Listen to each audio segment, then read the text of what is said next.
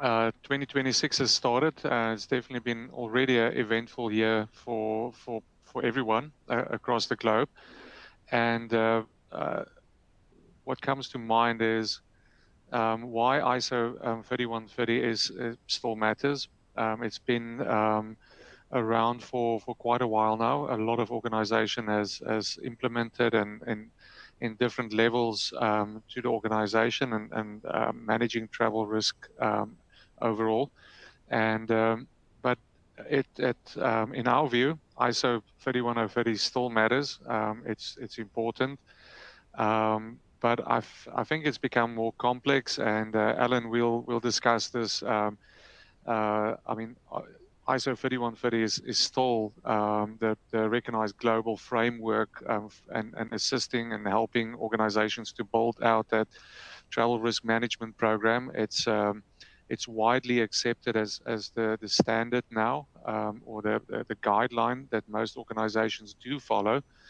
But Alan, we've discussed in prepping for the webinar that the standard hasn't changed, but the risk environment has changed. And in my opinion, it's more complex. Organizations need to really think about the overall risk management approach that they follow. But what's your thoughts on the risk environment that's changing and that's changed? Well, I'd say I wanted to sort of note three things first and get to that question. The first is that I think there are three interlocking areas, Henning. The first is that we have a global recognized standard in ISO 31030. That recognized standard really comes out of best practices across the industry as well as the security professional standard. And that's a really important point because it means that we have a recognized framework and starting point and something that is really mature in its implementation.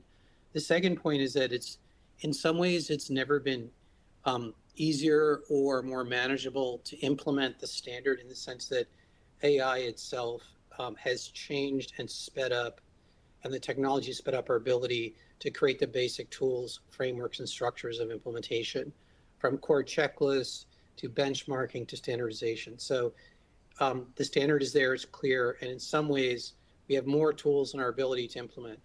But I think the key point here is that the external environment has changed so rapidly, Henning, and it's the example I would give is it's a little bit like your roofer comes and says, you need to spend $100,000.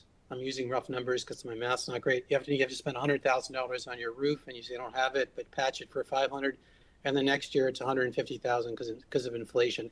That's literally what's happening is our external environment is changing so quickly that organizations have had to use the standard in implementation to create greater adaptability.